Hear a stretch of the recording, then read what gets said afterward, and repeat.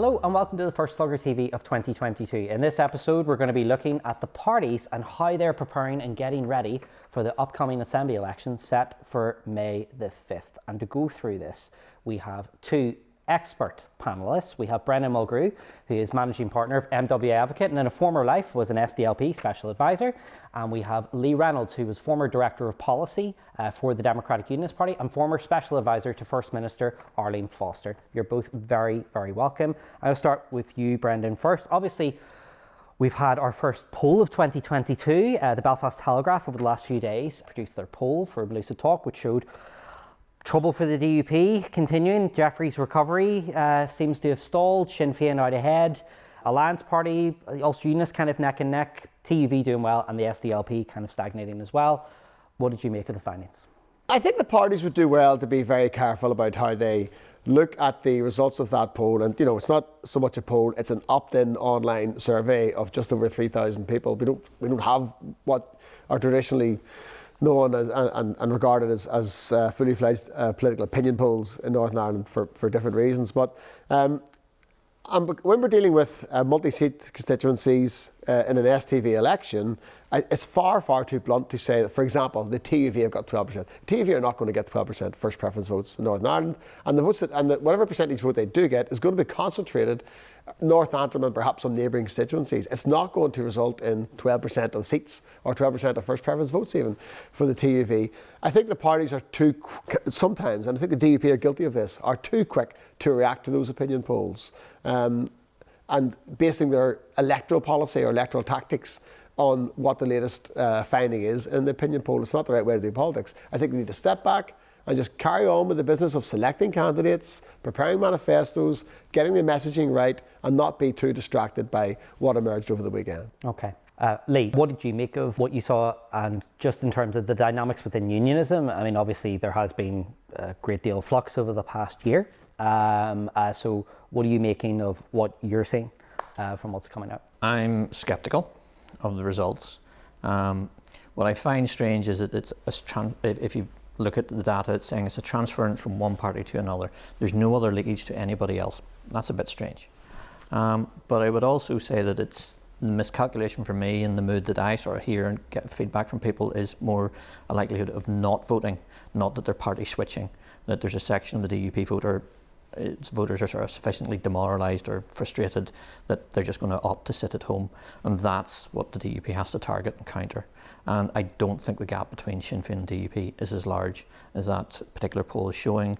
There's previous polling was showing it's closer, and I think that's much more. And I think the ground the DUP has to catch up. It's possible for them to catch up. Yeah, just questions in my head. I mean, obviously we're talking about almost as if Michelle O'Neill is now nailed on to be the First Minister. I mean, there's a danger for Sinn Féin in that, you know, that's the expectation. If they come short, there is. And one of the other findings of the weekend was that Michelle O'Neill's own personal rating was very low. It was quite low, and therefore, if the inevitable outcome of the election is that she's going to be the First Minister, that actually gives other parties something to target, because if her own rating is so low and yet she's going to be the First Minister, there's something there to throw a question mark at.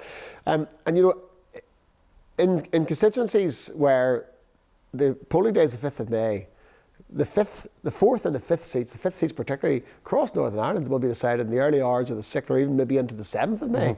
And it'll be the candidate that's able to get enough first preference votes and subsequent transfers to hang around long enough to be elected. And those things aren't decided upon something as blunt as that which we saw at the weekend. It's to do with local personalities, local issues, how energetic a candidate is in a particular constituency, what self-belief they have going into the election that they actually can get elected. You know, there will be shock results within constituencies and within the overall result on the 5th of May. That's what makes this election quite so fascinating. Obviously, you're seeing other things there around, particularly the Ulster Unionist Party.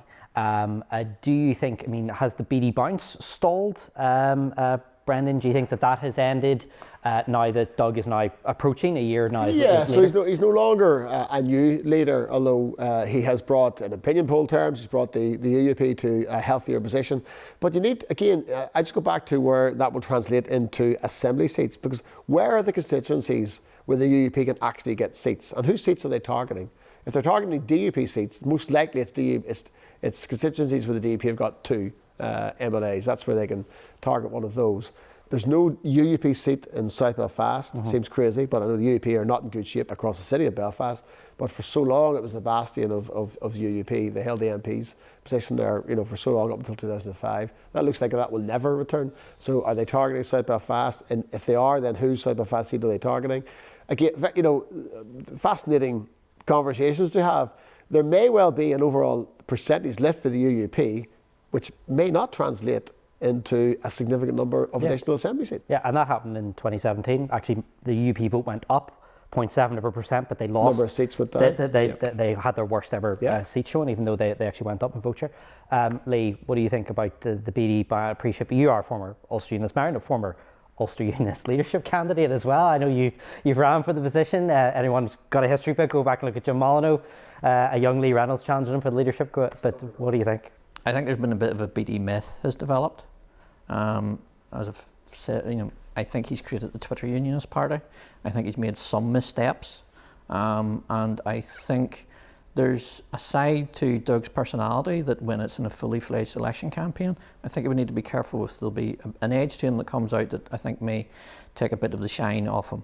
And there's also strategic challenges because he is claiming a space, which in the long-term strategy for unionism, I think is right.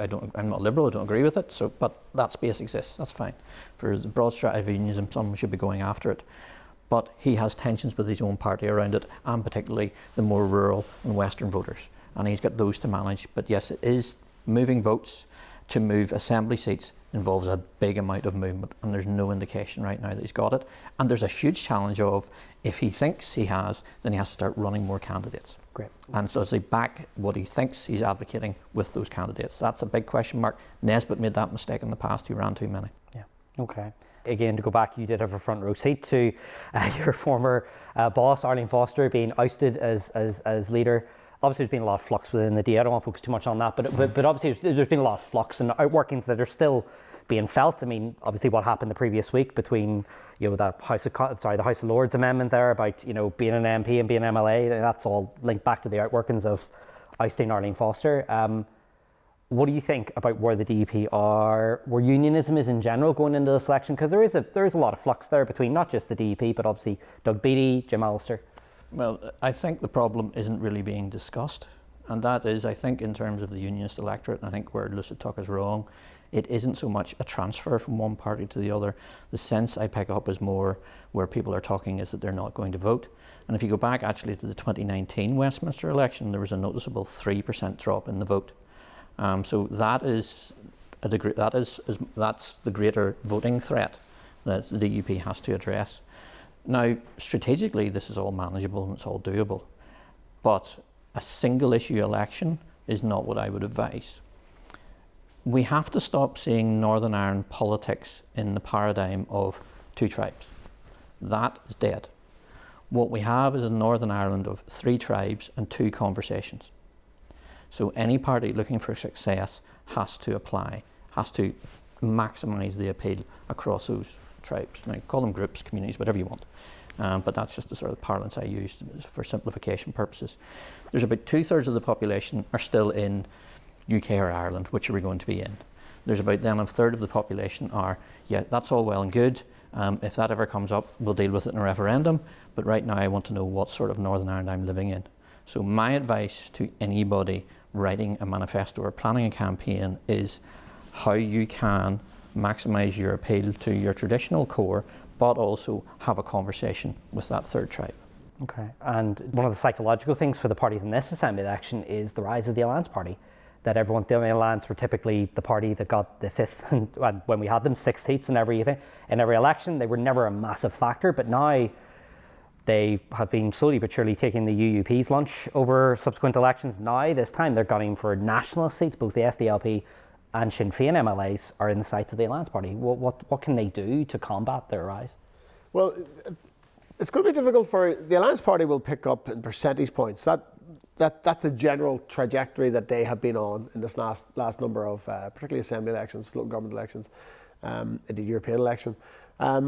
But when you apply that to seats, where are they going to be picking up seats? So I would assume that somewhere on the Newton Ards Road, the Alliance Party are eyeing up is it South Down? Is it even West Tyrone? Imagine Alliance MLA for West Tyrone would be a very significant shift in politics here. And the UUP especially, because the Alliance are unlikely to be eating into DUP votes. They're more likely on the Unionist side to be eating into UUP votes.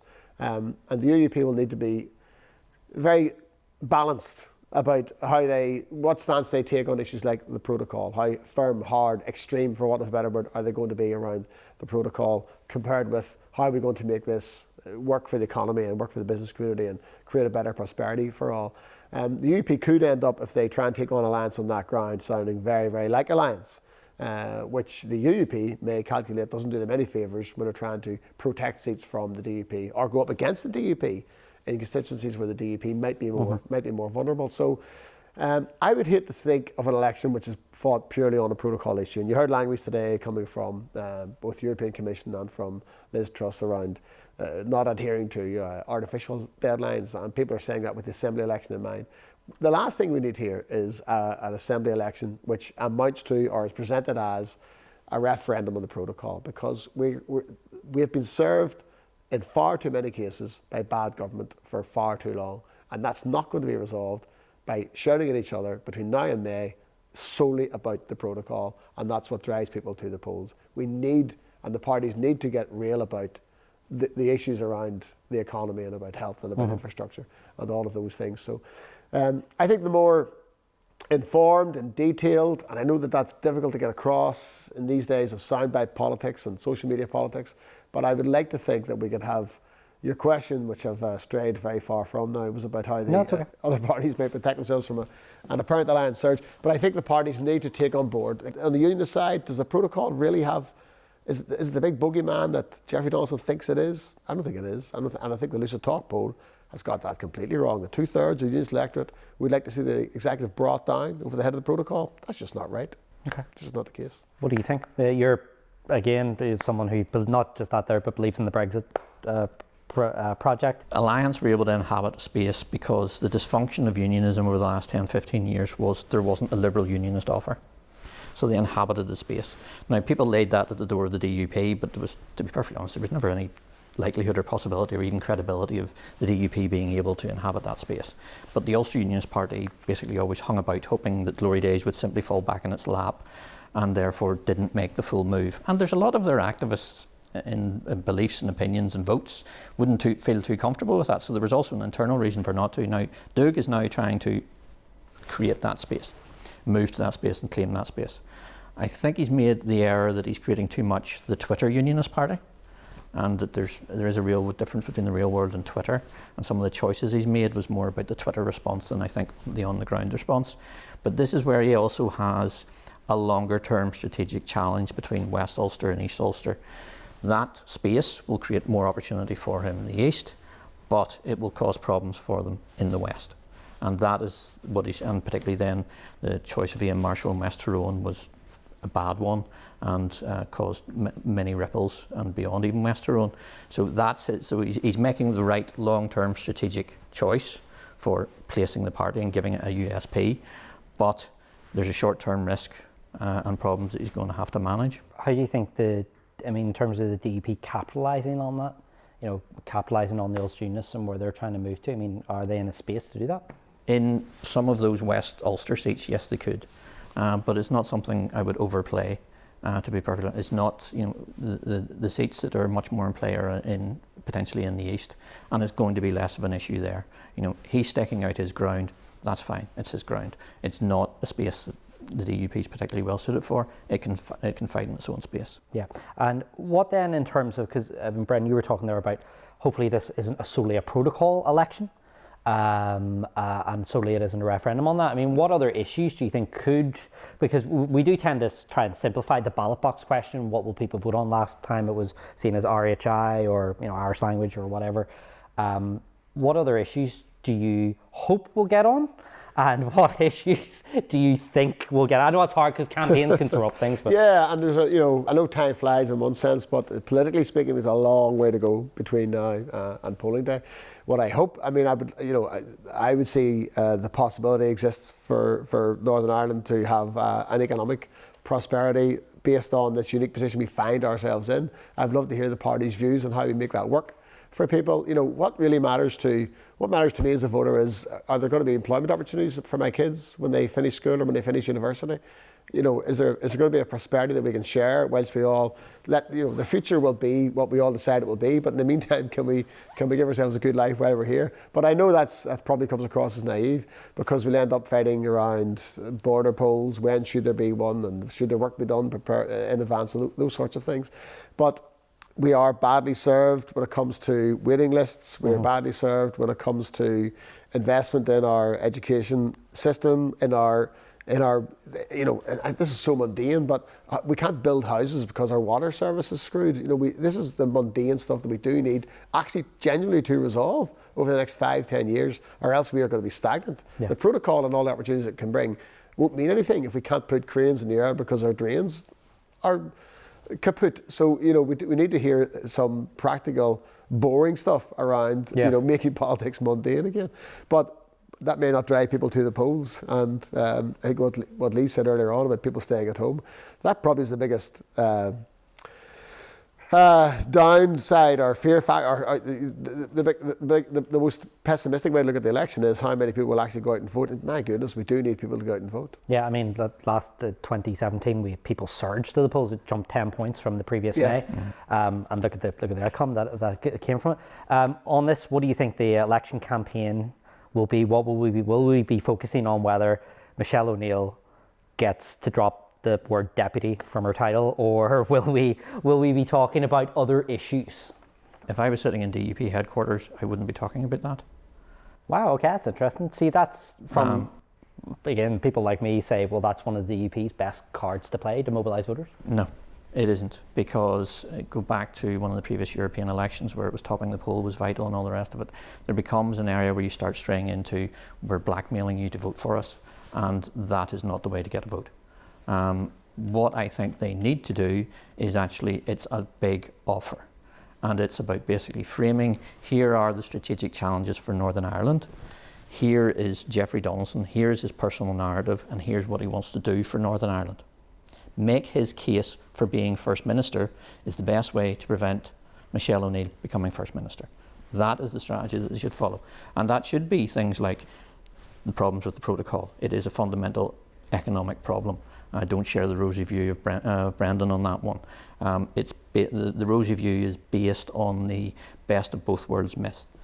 Best of both worlds for Northern Ireland would be full participant in the EU and fully in their trade deals, and fully in the United Kingdom market and fully in its trade deals. We are in the EU, we're not fully in the UK market, we're not in EU trade deals, and we're only partly in UK trade deals. So that is not best of both worlds, it's far from it.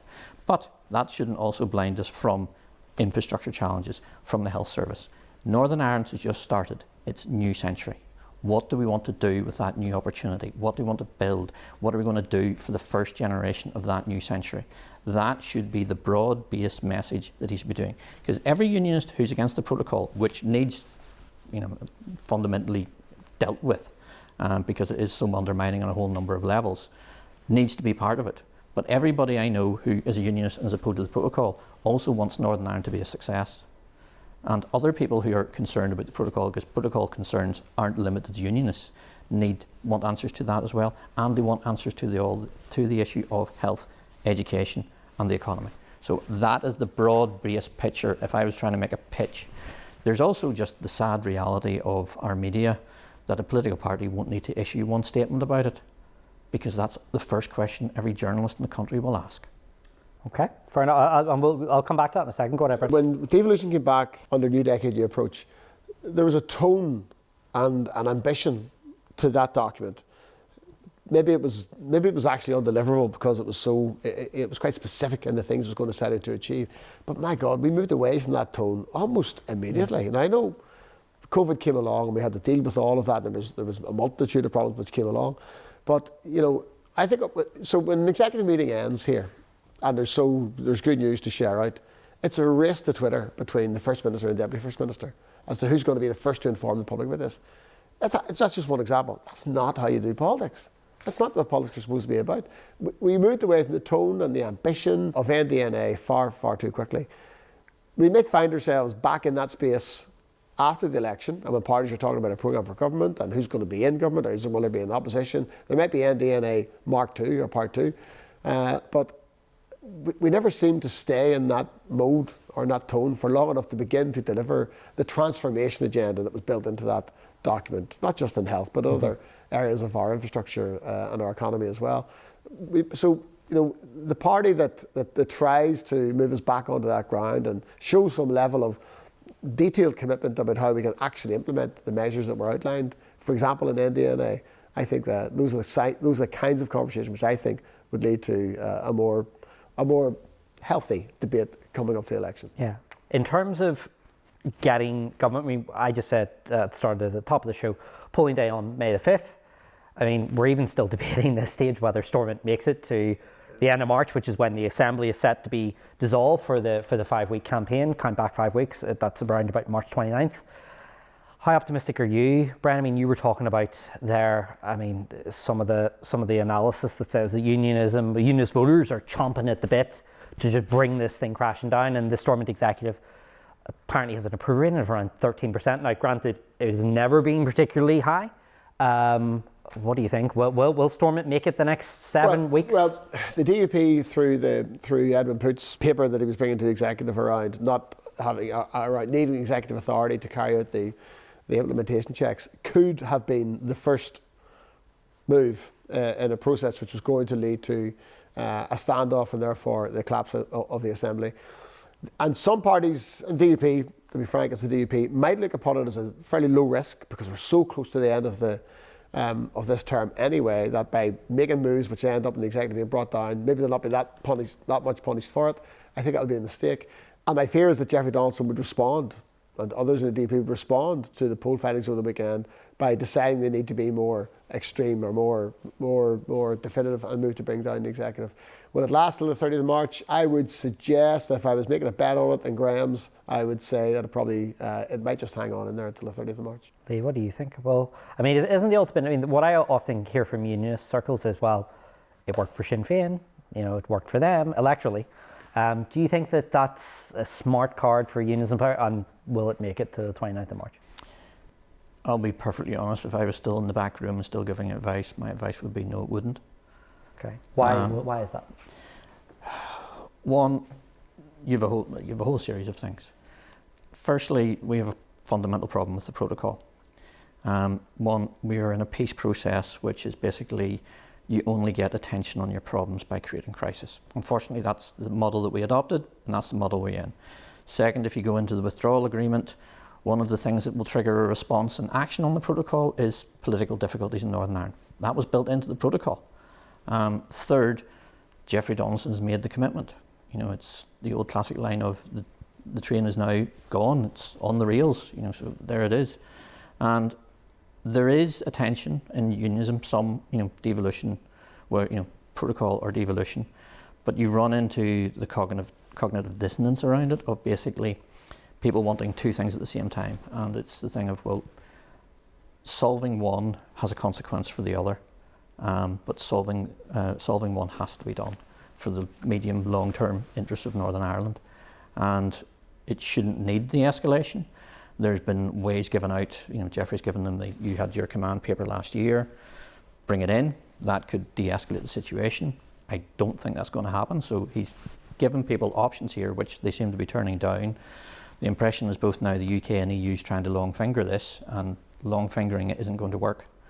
I think the EU's got in its head of we'll wait for the election result and they'll not just kill it as an issue. It won't, but they seem to have bought into that idea. So there's a difficulty where London and Brussels' heads aren't where they need to be, in the timetable they need to be, and certainly the EU's head is not nowhere near the scale it needs to be of where they are and where they're talking about. In our final few moments here, you've been part of planning election campaigns, you've helped write goodness knows how many DP manifestos and policy statements and DUP conferences as well. Is it as bad for them as we think? Are we underestimating the DUP? Are we underestimating their ability to turn it around, despite some scepticism? But I think we've all agreed the DUP has had a tough political year. They've righted the ship before. They've had bad elections before and come back. I mean, are they in a space to do that this time? And do you think Jeffrey is doing enough to right the ship? I think it is perfectly possible by the 5th of May that the DUP can be the largest party in the Northern Ireland Assembly. Do I think he's doing enough right now? No, I don't. More needs to be done. Where do you think he could improve? The machine is showing signs of life. I mean, the past couple of weeks where the campaign's been set up, lobbying various groups inside the Conservative Party, maximising the pressure there. The protocol stuff, I think, is broadly fine. It's the other strategic challenges. And also, Jeffrey's not telling his story. He's not making his case of why he should be First Minister and why he would make a good one. Yeah. And how that he and the DUP can provide answers to the full range of strategic challenges we have. Protocol's a big one, but it's not the only one. And that's the space he needs to inhabit. Yeah. Brendan, I want to ask you a little bit about the SDLP. We haven't spoken about them once in this conversation. And interestingly, anytime I do like an election result, it's always like, oh, and the SDLP. It's always like the after, even though they are currently the third largest party in the Assembly. Why are they? I mean, I was chatting to an SDLP last week, after the poll, and they were saying to me,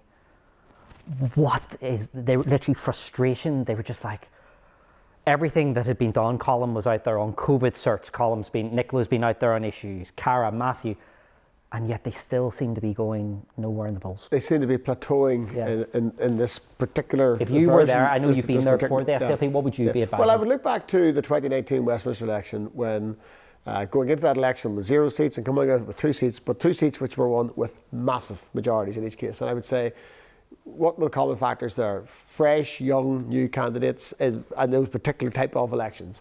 That's a lesson there which I think the SDLP will take on board. And that's why I think the likes of Conor Houston going into Strangford could well be elected. It's a bold move for him personally. It's a bold move for the SDLP as a party as well. New face. I think Cara in East Derry, new face as well, even though she's in the Assembly now, but face the elected. But that was a marginal seat, and now it seems to be out of the marginal category. And I think there's a lesson there as well. And I think that the SDLP will be looking at the seats which they won as the 5th seats last time round. So Lagan Valley, Upper Bann are probably where they're most vulnerable in the existing seats. And their first job is to protect and retain the seats that they have. So in those 2 constituencies, you've got Dolores, a very experienced, wily campaigner. I wouldn't bet against her retaining that seat. And in Pat Cadney, you've got someone who will run a very energetic campaign to try and hold on to that Lagan Valley seat as well. And then they need to look at where the gains might be. So there's this possible gain in Strangford. The SDLP not having a seat in the Assembly from West Belfast is just nonsense. Yeah. And there's a quota there if the work is done, and if you've got a great candidate in West Belfast as well. So the SDLP will be looking first of all to retain the seats it has going into the election, and there are 2 or 3 constituencies where they could potentially make gains as well. But it is a difficult election for them, as it is for all of the parties outside the top 2. Sinn Féin, I think, just probably, if I was managing their campaign or advising them, I would say, guys, say nothing. Yeah. Just sit tight. Steady as she goes. Guys, thank you very much for your analysis and for taking the time out to come and talk to us. Our first Slugger TV of 2022. And that is all we have time for this edition of Slugger TV. I want to thank my guests, Brendan Mulgrew and Lee Reynolds. I also just want to make a bit of a personal note here. Very sadly, we lost Marilyn Hindman, who ran MVTV but was a big supporter of this programme and was largely the reason why we are on here. So if you've ever enjoyed anything we've ever done, it's largely because of her, and we just wanted to take a couple of moments here just to pay tribute to her and offer our deepest condolences to everyone here at MVTV on behalf of Slugger O'Toole.